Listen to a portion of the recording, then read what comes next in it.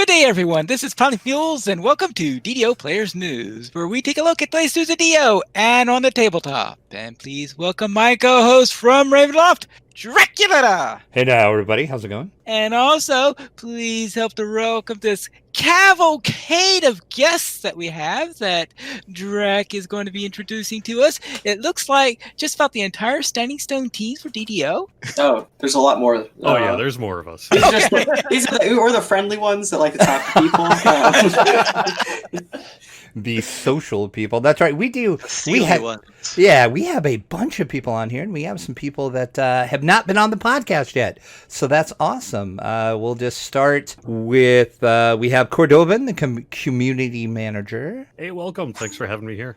No problem. Thanks for being here. And then we have the, hopefully I get your title right, the associate producer, Cocomajobo. Yeah, that's correct. That is my title. Hello, I am here. Hey, thanks for being here. Then we have, Knockback, I'm not sure exactly what your fancy title is. Senior content designer. Ooh. I make dungeons. Yeah, you make dungeons. And you have been on the show before. It's been a long time, but you have. Deep, dark, distant past. Exactly.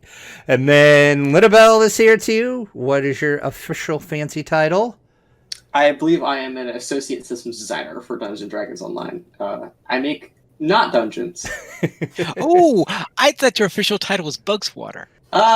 Those are my old days. I remember those fondly. Now I just make the bugs. That's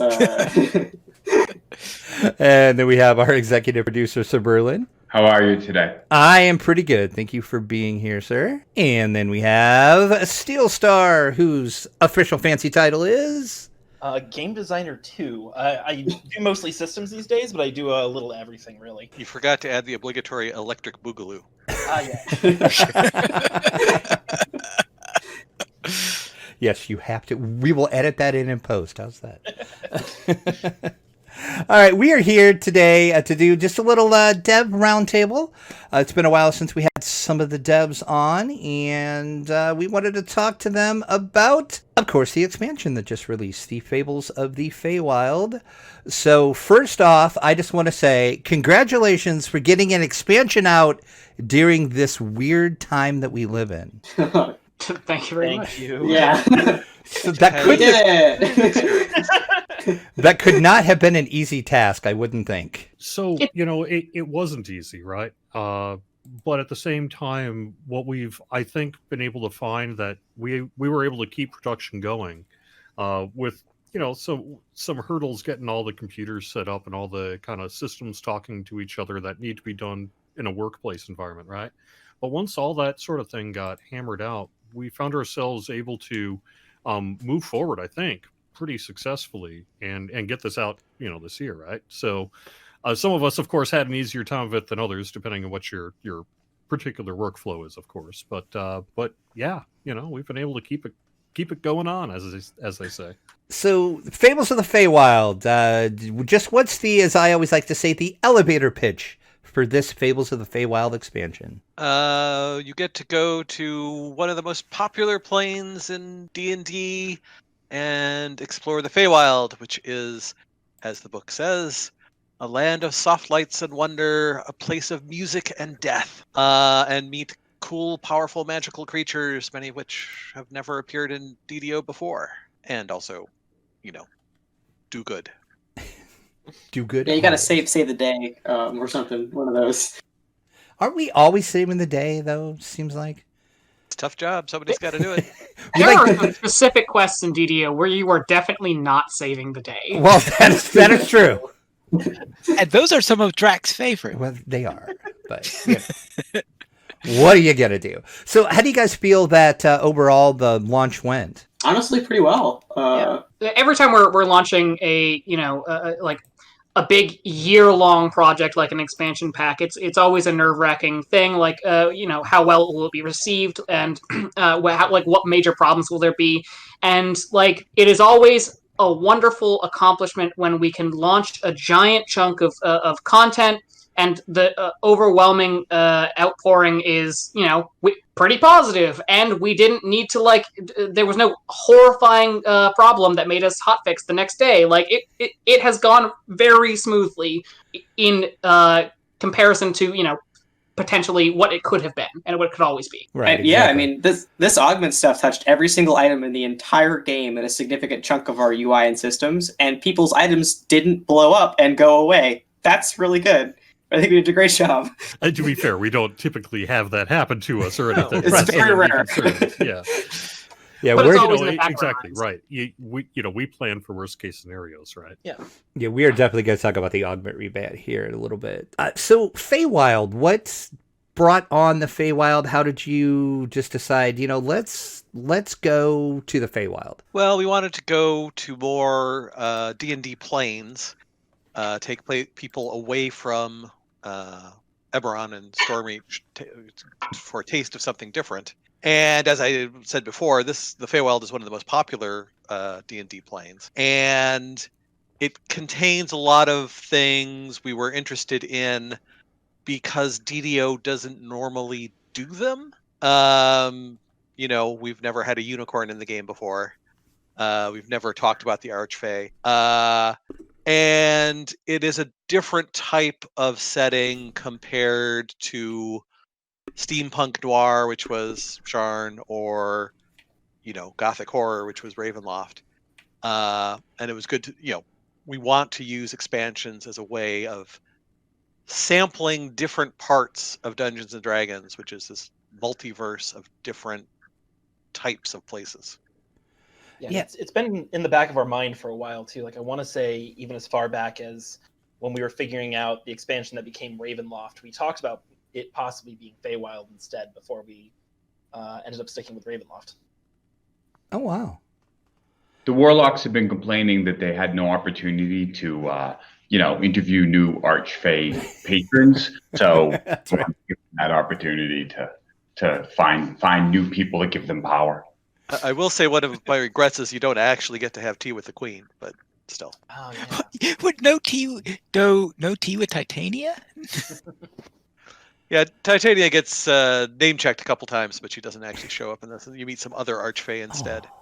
Several other Archfey.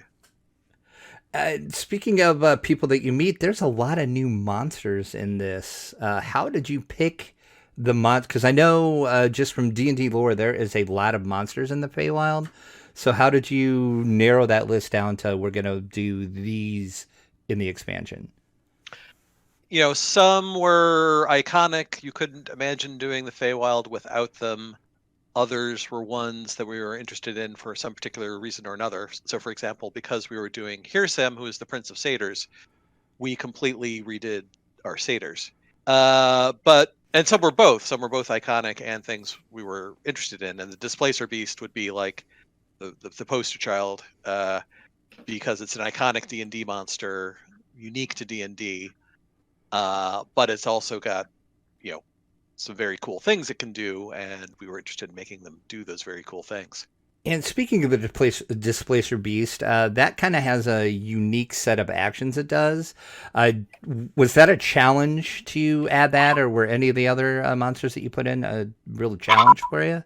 I believe the person who did the majority of that unique monster behaviors, Torque, is not currently here, but he's answered something along those lines before, in that one of the biggest challenges with making monsters is you want to change player behavior to make them fight things that they've never really had to fight. And the Displacer Beast in particular was actually meant to be more dangerous at a longer range. Like, a thing wants to get you with its tentacles, it wants to make distance, and it wants to, just get you. So actually closing in, if you're a melee character, actually puts it at a disadvantage, which is kind of the reverse of most D&D monsters, in which, just shoot them from far away, and that's, a really solid strategy defensively. And we added a bunch of new behaviors to other critters as well. So red caps can kick you with their steel boots, for example. The satyrs, like I said, have new behaviors that will debuff you with music. The Fomorians have their evil eye. They really do. They really, really do. Basically, every monster has a little special sauce thing attached to it. But I think overall, Displacer Beasts were the most complicated, and the thing that Torque spent the most time on. And also, animation-wise, the tentacles are. I can imagine, because just the time it would take just to do the tentacles, and it's done really well too. It kind of how I pictured what a Displacer Beast would look like and do, you guys nailed that. That's what it does in the game. When I started work on Dungeons and Dragons Online long ago and far away, the Displacer Beast was an example of a monster we thought we would never do because we thought it was too performance intensive and too complicated. And here we are doing it. Yeah. Concerning the satyrs, are the changes made for the satyrs? Are they going to ripple out to other content that already has satyrs in it, or does this only affect the Feywild satyrs? At the moment, this only affects the Feywild satyrs and probably all satyrs going forward. In a perfect world, we would probably go back and change a bunch of our satyrs, but we do not live in a perfect world. I hate to break it. Right. Yeah. We know that. And then So we'll see. the storyline for the whole expansion starts out like right away. As soon as you step foot in there, you're getting the storyline, and then of course each dungeon has its own storyline. How do you come up with the overall storyline and then the storylines for the dungeons themselves? Well, we knew we wanted this pack to be about the Archfey, who are these powerful beings, equivalent to the Dukes of Hell or something like that. And we also knew we wanted it to relate in some way to our ongoing Codex of the Infinite Plane storyline. So that's where you start out, and then we went around and looked at some Archfey and thought about what would they do, how could they get involved in this. And then we laid out a plan which included the pack that came out in the spring about the gatekeepers and the hags to set up the Feywild. And then you fill in parts as you go. So, for example, the first quest isn't about something, a world-shattering import, but it's teaching you what the Fey are like and how they think. And takes you to a rowdy, raucous satyr party. Yeah. So does one person write the storylines for the dungeons and like the I can't think of how I want to put it, like go ahead, sorry. So we sit down when we first decide to do an expansion as a group and figure out an overall storyline that we want to do with input from pretty much everyone on the content side of the team, and then we parcel it out into dungeons which have generally a single person who's in charge of them. Maybe they don't do everything in that dungeon, but they're sort of the director of that dungeon, if you will. And then me and Artemis are generally writing her, making sure that these pieces fit together and the storylines are interlocking correctly. But it's truly a group effort. There's a little bit of each of the team in those dungeons. It's just like some of the jokes that you guys put in are just amazing, that how you can just sneak them in and sometimes I'm like, I have to like think about it and I'm like, that was really funny. It's like I love that. Like my favorite was, I think, from just the beginning intro quest from last year with the hags. Yep. That was some of the best writing for a long time in the game, I think. So in the capstone or in the hut? Yes. That was all flimsy firewood. Was it? Yep. Yeah, that was that. Yeah, it that like had me rolling, and then even in the first quest in the Feywild with the satyr party, I was just like dying laughing at some of the stuff. So, yeah, that's great how you guys can just like all come up with a story and then you make it cohesively work, and it works. There's a lot more to it than that. Well, I'm sure, yeah. Sometimes things slip out. There were a few things in the initial release, some story inconsistencies, which people were kind enough to point out that we're fixing. And then, of course, we have the soundtrack, which I am a game soundtrack nerd. And like the Ravenlop soundtrack was amazing. The Sharn soundtrack was super amazing. And this soundtrack is awesome as well. Who did this soundtrack? That would be Bill Champagne, and he works on the Lord of the Rings Online team, but he has also, in recent years, been doing essentially lead composition for both the Lord of the Rings Online and in particularly recent years for DDO some as well. So I don't know, maybe Knockback if you're aware, but my understanding is Bill's done the whole soundtrack this time around, right? So Bill did his first work on Dungeons and Dragons Online with parts of the Sharn soundtrack, and this time around he did the entire Feywild soundtrack. Okay. And did an outstanding job. Like I said, we want to take you to different places in our expansions, and music is one of the ways we do that. We want the music to be very different from pack to pack, and this music was very different than any DDO music we've ever had before, which was great and fit the setting perfectly. Oh, I totally agree with that. Yeah, that's amazing. You know, I bet he would love to talk to you about the soundtrack sometime. Maybe we should do that someday. Huh? Yes, we should. I was gonna ask you off the air about that, but yes, that would be amazing. And plus, he does Lotro too. You said soundtrack for Lotro as well. So would definitely love to talk to him. Well, I'm glad Lynnabel is here because you did the items. That was you. Well, it's a kind of a group effort. What was your kind of thought process on, okay, I'm going to make these a little different than previous expansions. They work a little different. So what was your kind of whole thought process on the new items and how they're going to work? Well, there's a lot of different moving parts to how and why these items are particularly different.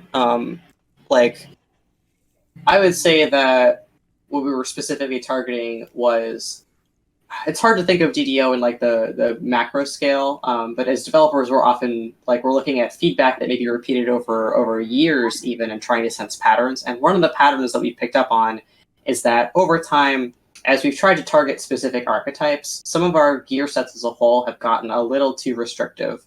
And like, there's a lot of fun in DDO and seeing what pieces work for you and mixing and matching. And when we employ these, what we've called them like major sets as a whole, sometimes it means that builds that are underserved don't really get anything out of any of the larger loot lists, even if items would be specifically tailored for them. If they're part of a set they can't use, well, they can feel a little left out.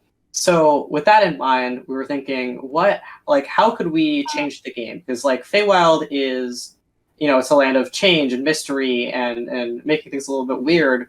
What if these sets just worked differently than any other set that we've put out before?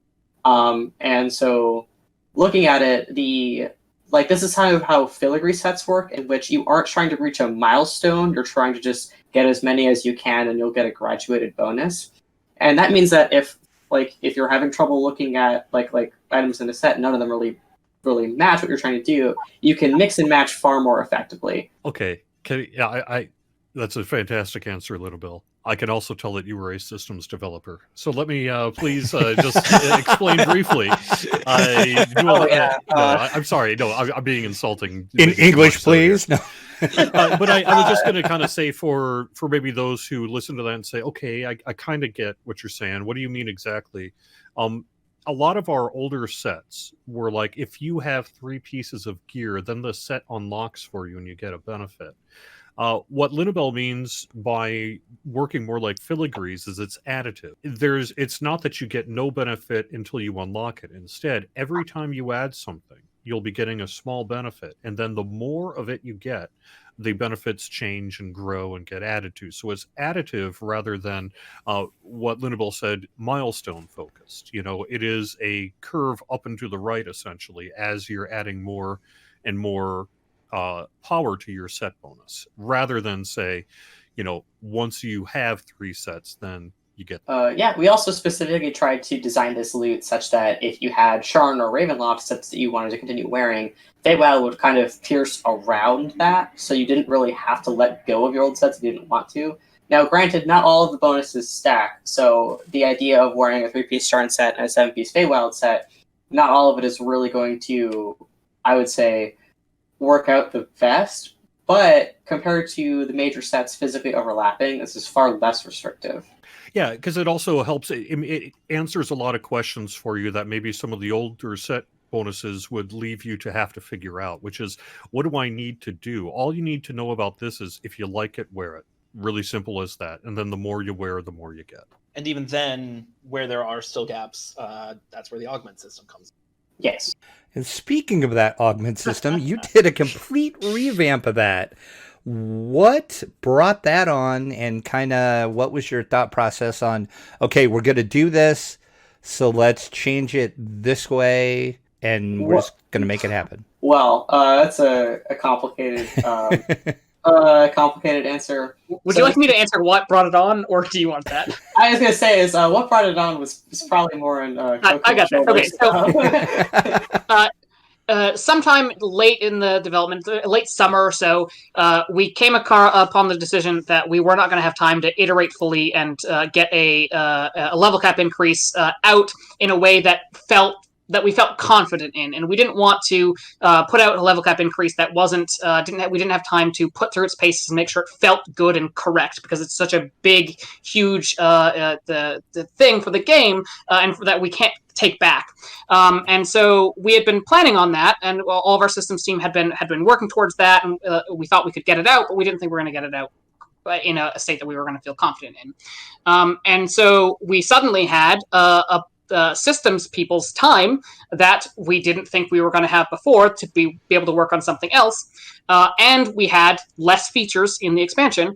And so we went down the laundry list of like, what are the things that we want to get in. We're always looking for revamps and new things that we want to get in the game. And, you know, one of the things we've been trying to do for years is find a time to do an augment system revamp so that we can release new augments and update the system so that, you know, players can actually utilize all of the slots that we've been putting on their gear forever.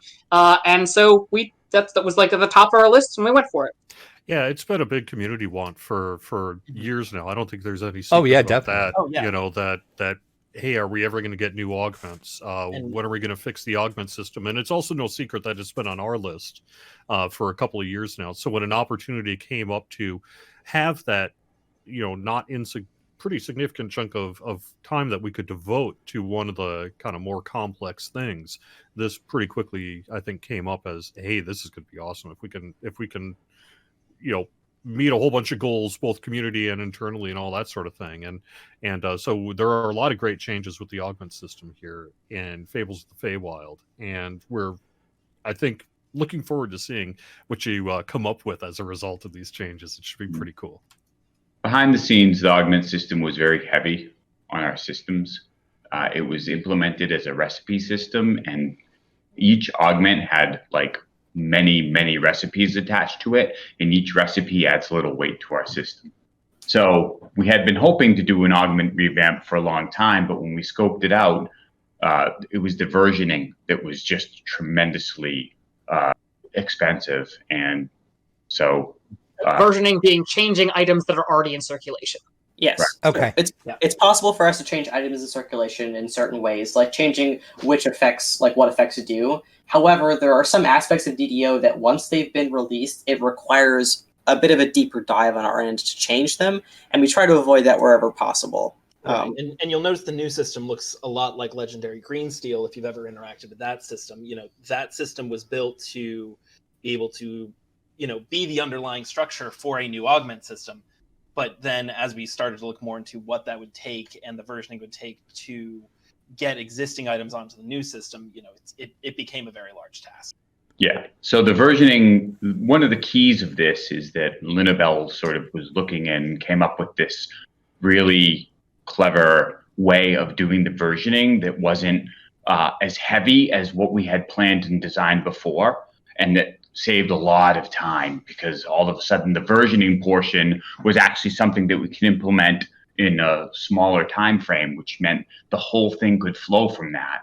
And the biggest risk of versioning everything in place kind of went away, and that sort of propagated, that's probably the wrong word, but that motivated us to re-examine, because we had wanted to do augments for a long time, re-examine and was like, oh wow, like the scope of this got much smaller because of that, and it takes a lot of weight off of our system, so we should do this. In the back end too, one of the reasons that we hadn't been making augments is because each augment takes such a tremendous amount of recipe work in the old system that it would be like making an augment would be like making a number of magic items. It was just tremendously expensive.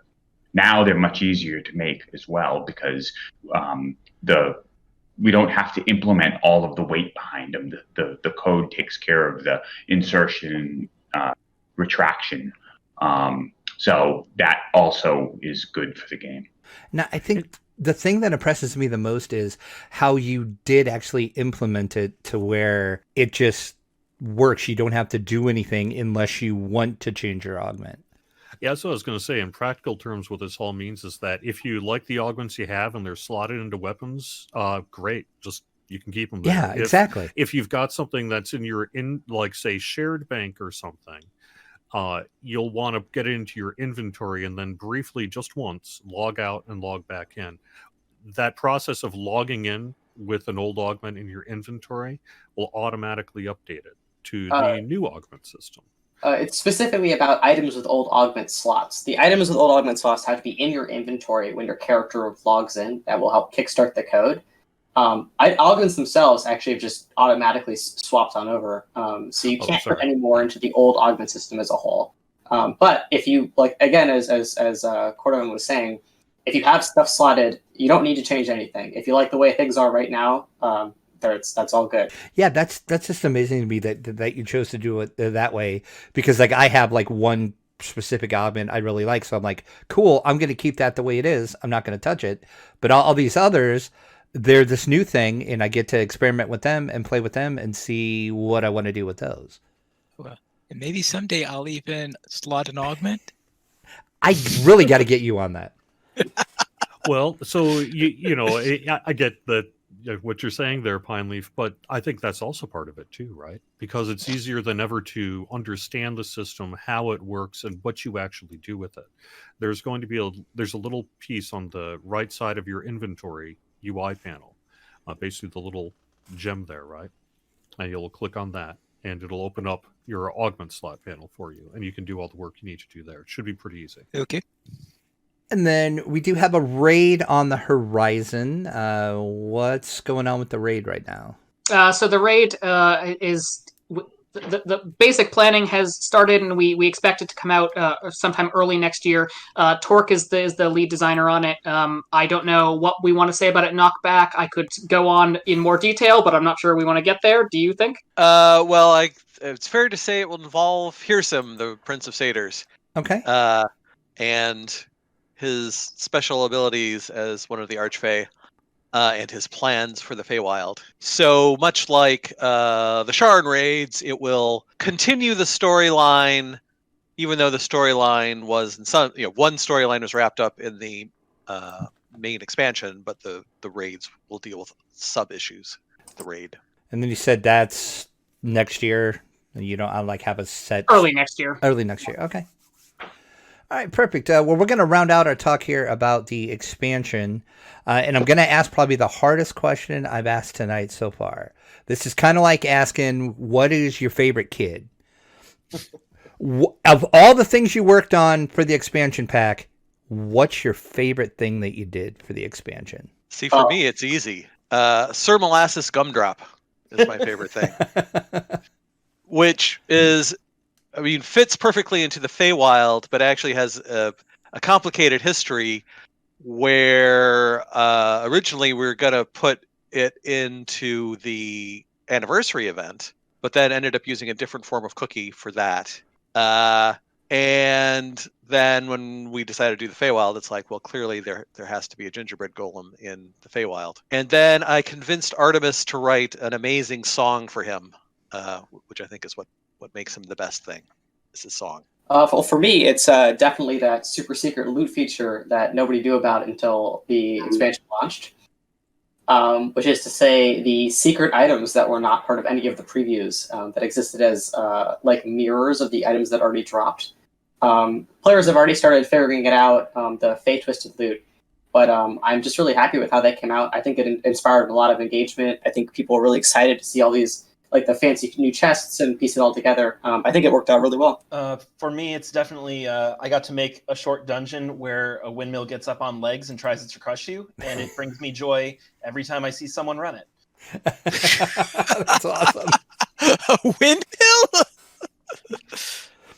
Hey, Don Quixote would have loved to run into one of those, I guess. Exactly. I like the way the Displacer Beast turned out. Anybody else? I didn't make anything except for like schedules, so I'm not going to take credit for Right. anything. I'm not saying I had anything to do with the creation of the Displacer Beast. Just what's my favorite part? That's my favorite part. I love. I made Displacer some Beast. meetings. Hey, there you see, meetings are important, though. Meetings made it happen, so there you go. All right, let's just do some general questions here. It's been a little while since we've had the 64-bit client released. How is that going for everybody, you think, with this 64-bit client? I mean, I can speak to that unless Sev maybe can. We launched it last year in a sort of beta preview kind of way, and it's been pretty stable since then. There have been some little problems here and there that we've been working out, but overall, it's been pretty solid, and we haven't had like any major issues that have come up. We fixed a bunch of Z fighting issues, which are some graphical glitches that would occur with it. Overall, I think it's in a pretty good spot. I hate that it went so smoothly considering the amount of work it happened behind the scene to make it. Because it sounds, yeah, no big deal. We decided to just, and just flip the switch and use 64-bit instead. And it's like, oh God.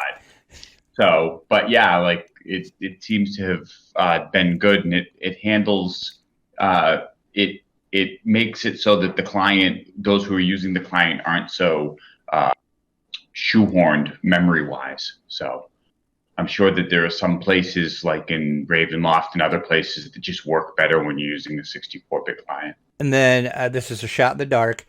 Any hints on what's coming up? Anything? In what? The Feywild raid. Hey, we got something. We have a raid coming up. There we go. Wow.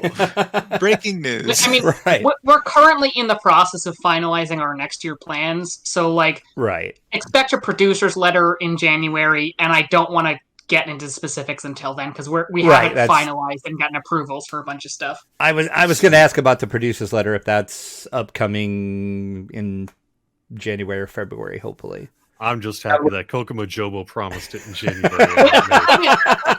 It is my goal, since I've gotten the official title of associate producer, that we will have a producer's letter out in January. Like, that is my goal going forward forevermore. There we go. I will You fail heard at it. that goal from time to time. That's my goal. Okay. Now, are you writing it or is Severlin writing it? It's a group thing. Sev does the bulk of the work, but it's not like a one-man show writes the entire thing and then we just ship it without anyone ever looking at it. Like, Right. Well, that's a given. One of the things we've been discussing is having it change format to sort of like a video, so I speak to it rather than it being written. Oh, okay. I don't know how the community what they prefer. In terms of like hearing from me as a representative of the team of what's upcoming. So we might try a video version this year instead to see how people like that and go from there. How would you handle the localization? Well, on the DDO side, it wouldn't need localization. Okay. So as a test to see how it would go, this could be a place that we could do that without having that particular concern. In terms of how we would do that, if we needed to, there are ways you can close caption based on language files. So that would be possible to get, say, like a transcript ahead of time, assuming this was a pre-made video or something, and then get that in as a language option. I thought we just do it live. We just turn the camera on and tell Seth to talk. Yeah, to I mean, honestly, I think, whether we do a video, there'll be some form of people writing down what is said, and I would imagine that, we would have an opportunity to take a look at that. We would probably caption it, if nothing else. What you need to do is you need to dub it from a voice actor who has a voice nothing like mine.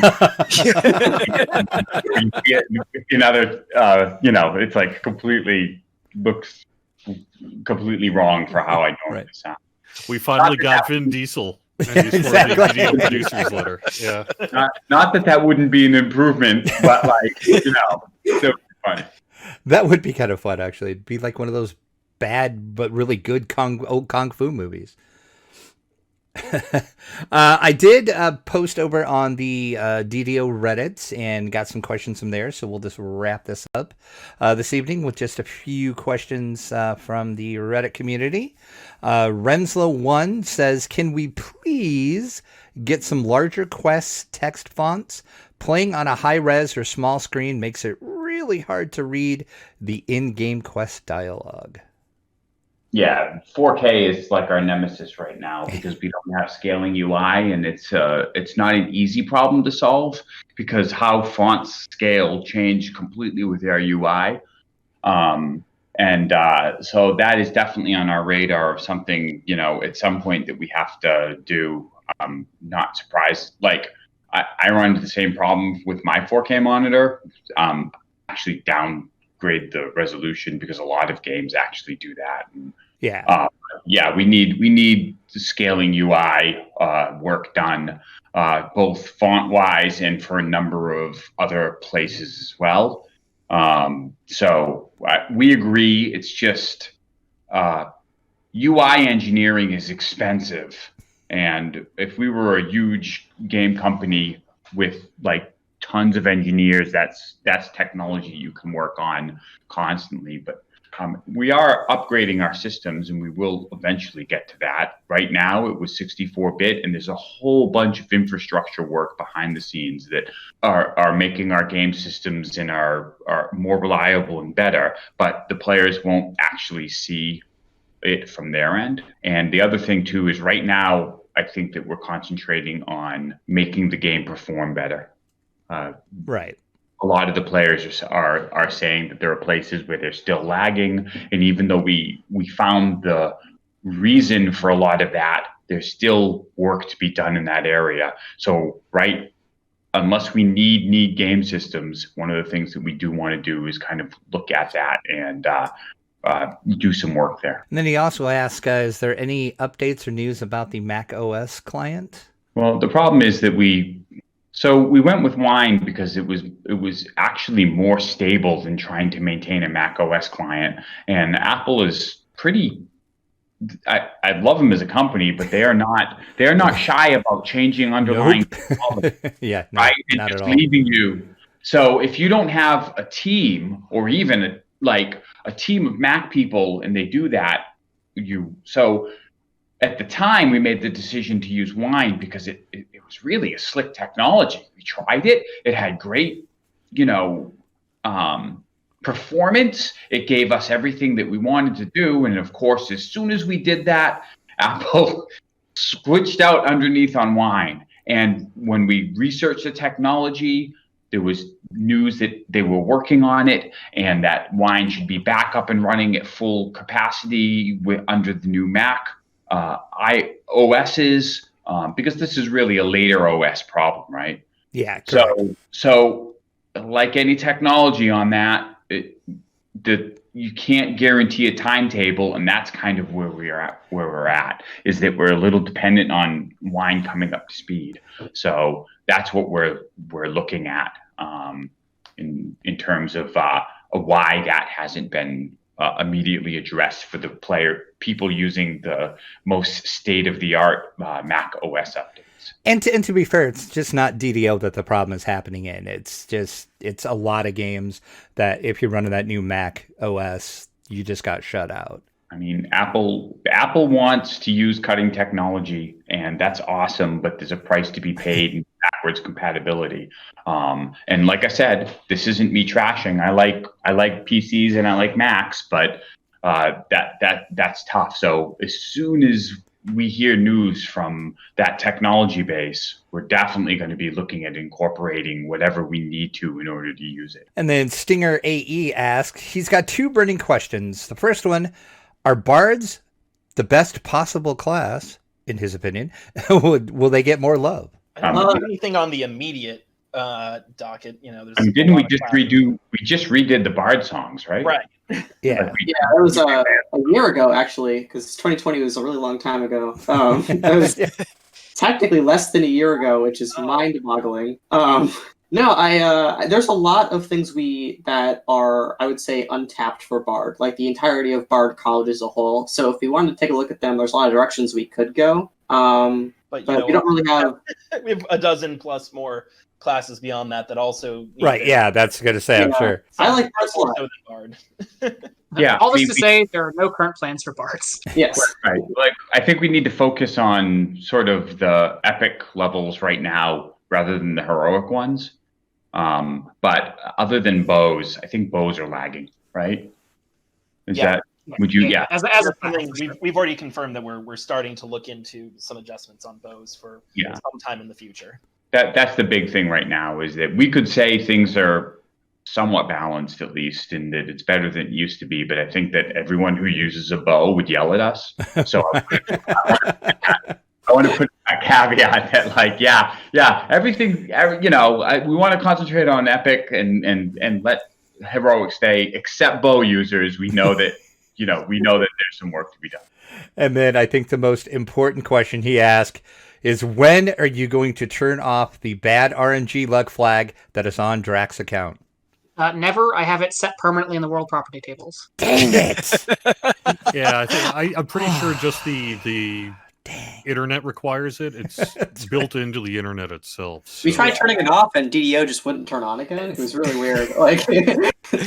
It's just like, nope, turn that back on. Okay, well, okay, at this point, I'm used to it. It's fine. Yeah, we said it was unfair and went to change it, and strangely enough, we found that there was a requirement of all of our licensing. So, dang. Yeah, it follows. They even install that software in your dice, don't they? Drac? They do. It follows me around everywhere. Nefarious. Wow, that's so weird. God, so weird. And then Byzantine Bobby asked, are we ever going to see more Forgotten Realms or Ravenlop content? Or are those areas, quote, finished? No, of course we will. Well, we'll see all sorts of different content. We concentrate on Eberron a lot because that's where the main sort of city is. But we have no problem about touching upon Forgotten Realms and Ravenloft.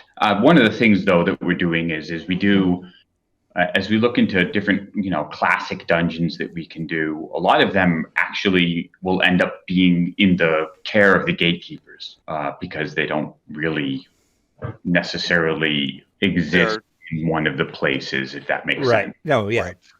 They're not in Eberron. They're not in the Forgotten Realms.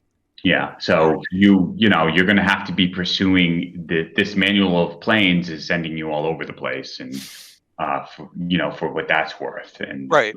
So one of the exciting things about the manual, the Codex of the Infinite Planes, is that it does lead naturally to all sorts of different places, and that's part of and we'll be exploring some of those many places, though not all of them.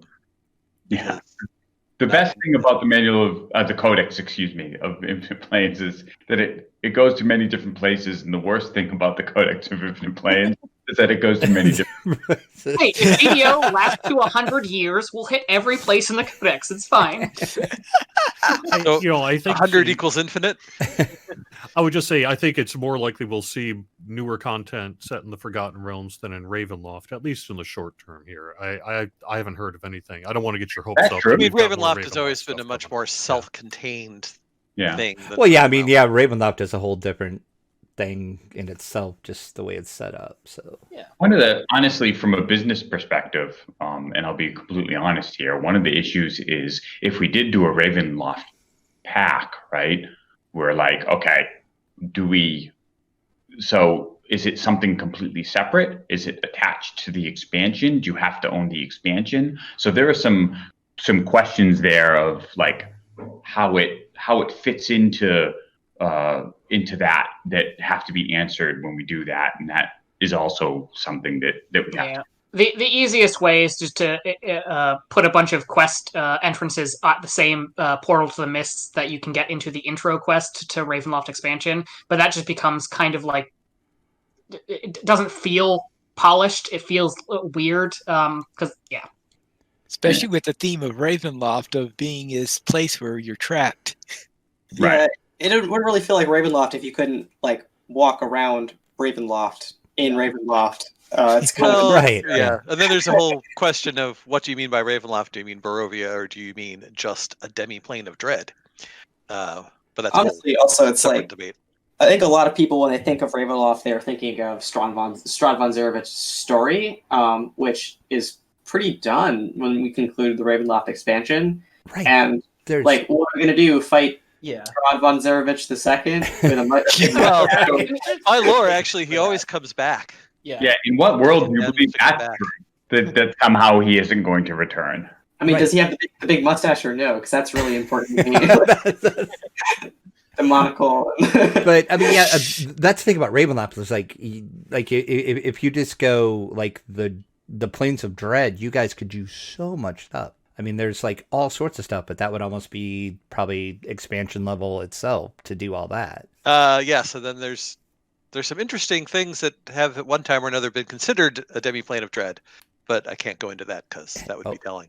Okay. Oh. Mysterious.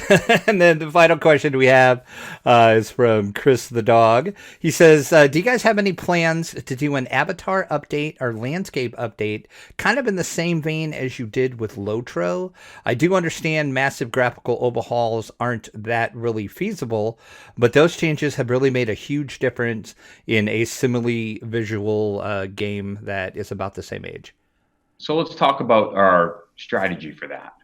One of the things that you have to be very careful of is when the longer a game is around, the more the players like their characters and they become fond of how they look. They have found just the right look with just the right combination of hair and such. So our strategy for introducing avatar improvements or differences is to create a new race and let them reincarnate into it. So if you want a different look for your elf, you can go for Wood Elf. But if you want the classical DDO elf, you can stick with that. And that's kind of our strategy for it. So I imagine having updating other races by introducing racial variants rather than updating them in place, because you just don't want to pull the rug out from under people graphically. Right. You have to be really careful. And we encountered a lot of that for the Lotro, where there were people who, even though I feel that the new avatars are almost universally better, there are still people that their character has looked a certain way for a number of years, and that's how and the character feels different. So because in here we have the capability of having racial variants and doing that a little different, and there's much more, there's a much bigger set of worlds upon which to draw races. That is usually our strategy. So I would expect more racial variants as a way of looking at to give the players different looking characters, if that makes sense. With regards to the landscape, there's certainly, a desire amongst us as designers to redo every single art asset in the game. But spoilers, we don't have the ability to remake every art asset in the game, at least not if you also want new content. But what you will be seeing as we go along is you'll see parts of DDO get refurbed in small ways or in big ways, but just small parts of the overall game. And Fantas has already done this with, say, the King's Forest, Cerulean Hills. We did that with Catacombs House of Yarlin. And to a lesser degree, the Laras. Yeah, to Catacombs. Things like that will continue to happen. Small upgrades, small revamps along the way as we tidy up things as we go. I would just speak briefly on the Lord of the Rings side. That motivation to do that landscape work also coincided pretty nicely with their legendary server plans. So in some ways, trying to make all the pieces fit, it lended itself well over on that side in a way that perhaps isn't quite as one-to-one as what we have going on the DDO and side. On the DDO side, where Lotro has its legacy server, which is timed to unlock old content at a rate that lets you follow the story again. We have the hardcore servers, and like that has motivated us to make a lot more low level content than we have in the past, because when a hardcore season opens up, like we were always choosing a heroic level and an epic level for a new pack we put out, and we put out a lot of low level heroic stuff because in our first couple of hardcore seasons, it became very clear that we've all played the 40 or 50 low level quests a million times, and we're trying to add variety to that, even at the lowest levels. All right, perfect. Well, that is all the questions we have for you guys. So thanks very much for taking some time out tonight. I know this is kind of quote unquote after hours for you, so we appreciate that very much. Yeah, of course. Happy to be here. It's our pleasure. And we look forward to seeing that producer's letter in January, right, Cocomajobo? Right? Unless I fail. If it doesn't come out in January, it's my fault. Okay. No, okay. I don't know if I want it to come out in January or not. If you nail it on your first try, I think I'm going to be proven quite shameful here. But. Let's just say that the person that usually causes the delay are neither Coco or Cordovan. You know what I mean? The real person that's responsible for delay may or may not be in this chat. We'll keep that a mystery. All right. Thank you very much for joining us tonight, and we'll see you on the next podcast. Thanks.